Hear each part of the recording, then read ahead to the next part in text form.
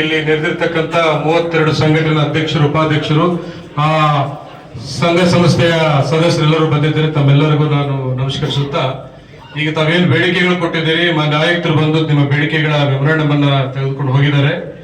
ಈಗ ತಾನೇ ನಾವು ಚರ್ಚೆ ಮಾಡಿ ಬಂದಿದ್ದೀವಿ. ಯಾವ್ಯಾವ ವಿಷಯಗಳ ಬಗ್ಗೆ ನೀವೇನು 7 ವಿಷಯಗಳ ಮುಂದೆ ಮಂಡಿಸಿದ್ದೀರಿ, ಆ 7 ವಿಷಯಗಳಿಗೆ ಒಂದೊಂದು ವಿಷಯವನ್ನ ಯಾವ ರೀತಿ ನಾವು ಕ್ರಮ ಕೈಗೊಳ್ಳಬೇಕು ಅಂತ ಹೇಳಿ ಅವರು ಸೂಕ್ತ ನಿರ್ದೇಶನಗಳನ್ನು ನೀಡಿಬಿಟ್ಟು ತುರ್ತಾಗಿ ಸಭೆ ಅಟೆಂಡ್ ಮಾಡಬೇಕಾಗಿರೋದ್ರಿಂದ ಅವರು ಮುಂದಿನ ಸಭೆಗೆ ಹೋಗಿರ್ತಾರೆ.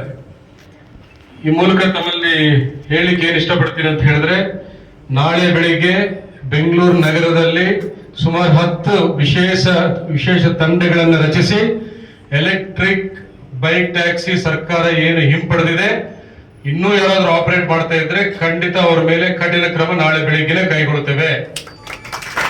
ಅದರಲ್ಲಿ ಯಾವುದೇ ರೀತಿಯಾದ ಅನುಮಾನ ನಿಮಗೆ ಬೇಡ. ಓಕೆ.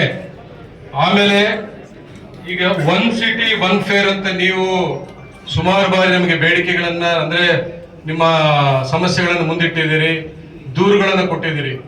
1 ಸಿಟಿ 1 ಫೇರ್ ತಡ ಯಾಕಾಯ್ತು ಅಂತ ನಿಮ್ಗೆ ಹೇಳಿಕ್ಕೆ ಇಚ್ಛೆ ಪಡ್ತೇನೆ. ದಯವಿಟ್ಟು ನಾವಂತೂ ಸುಮ್ಮನೆ ಕೂತಿಲ್ಲ, ಯಾವ ಅಗ್ರಿಗೇಟರ್ ಜೊತೆ ಇಲಾಖೆ ಕೈ ಜೋಡಿಸಿಲ್ಲ ನನಗೆ ಗೊತ್ತಿರೋ ಪ್ರಕಾರ. ಮತ್ತೊಂದು 1 ಸಿಟಿ 1 ಫೇರ್ ವಿಚಾರ ನಮಗೆ 2-3 ತಿಂಗಳಿಂದ ನಮಗೆ ಅನುಮೋದನೆ ತಗೊಂಡು ನಾವು ಕಾರ್ಯ ಶುರು ಮಾಡಿದೆವು. ಆದ್ರೆ ಯಾವುದೇ ಕಂಪನಿಗೆ ನಾವು ನೋಟಿಸ್ ಕೊಡಬೇಕಾದ್ರೆ, ಈಗ ಓಲಾ ಊಬರ್ ಜಾಸ್ತಿ ಸಂಖ್ಯೆಯಲ್ಲಿ ಹೆಚ್ಚಿನ ದರವನ್ನು ಪಡೆದಿರೋ ಮಾಹಿತಿ ನಮಗೆ ನಿನ್ನೆವರೆಗೆ ಬಂದಿದೆ. ಸುಮಾರು 150 ಬೇರೆ ಬೇರೆ ವಾಹನಗಳು, ಕ್ಯಾಬ್ ಆಗಿರ್ಬೋದು, ಆಟೋ ರಿಕ್ಷಾಗಳಾಗಿರ್ಬೋದು,